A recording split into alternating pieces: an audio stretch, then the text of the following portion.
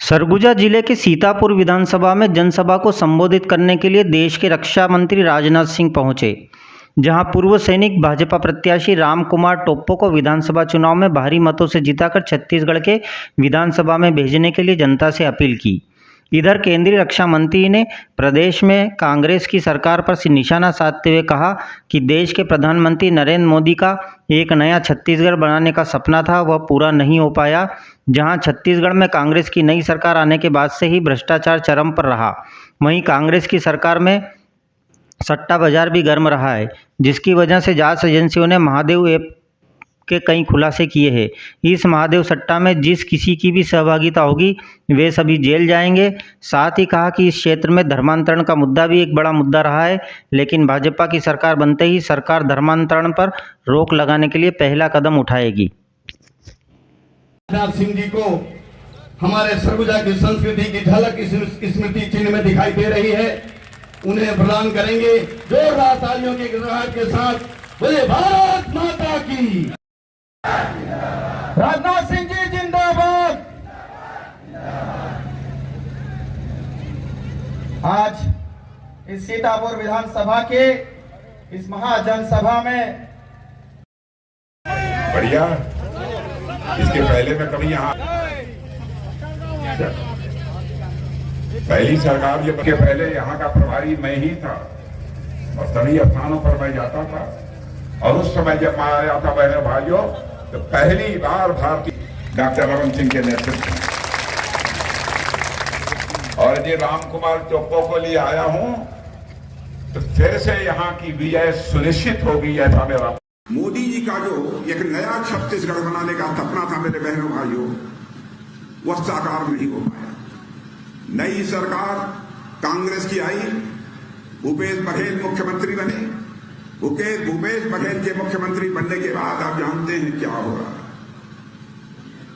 30% भ्रष्टाचार तो इस सीमा तक बढ़ गया है, 30% तो सीधे सीधे ऊपर ही आता है, और नीचे जिसको जहां मिलता है वह केवल खाता है।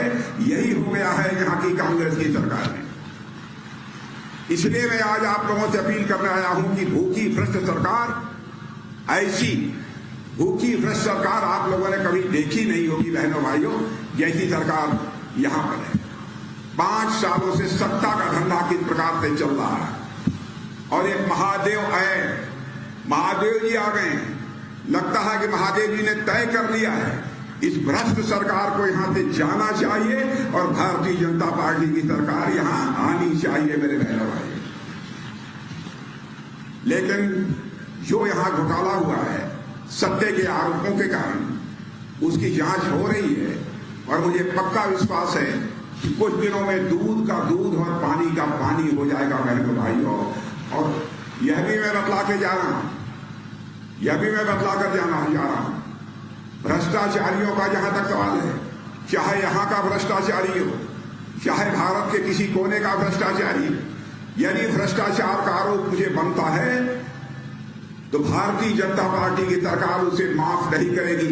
उसका स्थान उसका घर नहीं होगा, उसका स्थान बल्कि सरकार की जेल होगी बहनों भाइयों। यदि आपको भरोसा देकर जाना चाहता हूं बहनों भाइयों, भारतीय जनता पार्टी की सरकार बनने के बाद 3 से लेकर 4 वर्षों के अंदर वामपंथी उग्रवाद को भी हम छत्तीसगढ़ से समाप्त करेंगे। यह भी आपको भरोसा दिलाकर जाना चाहता हूं। यह भी मुझे जानकारी मिली, यहां धर्मांतरण तेजी के साथ हो रहा है, यह भी एक चिंता का विषय है। प्रलोभन देकर किसी का धर्म परिवर्तन क्यों किया जाना चाहिए, क्या मिल जाता? यदि हमारी सरकार बनी तो हम इस धर्मांतरण पर भी प्रतिबंध लगाएंगे मेरे बहनों भाई।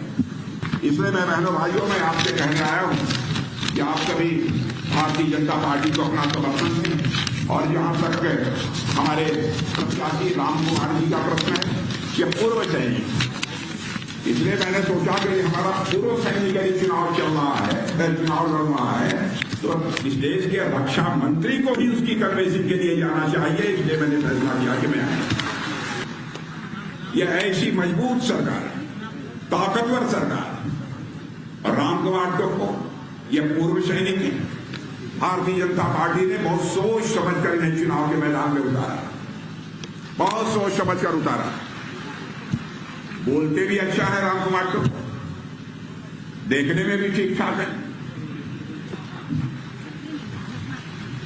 बहनों भाइयों, उनको चुनकर भेज दीजिए, भेज देंगे पक्का। इधर के लोगों से पूछना है पक्का, लेकिन मैं चाहता हूं राम कुमार टोप्पो को एक बार रिकॉर्ड में उसे विजय दिलाकर भेजिए, रिकॉर्ड में। और मैं राम कुमार टोप्पो को कहूंगा कि राम कुमार जीत जाने के बाद एक बार कभी साल, 1.5 साल, 2 साल में मुझे फिर से यहीं पर बुला लेना, यहां की जनता का दर्शन करने के लिए मैं आना चाहूंगा। और यदि मैं दोबारा आना चाहूंगा, बुक्के लेने के लिए नहीं आना चाहूंगा, फूलों की हार पहनने नहीं आना चाहूंगा।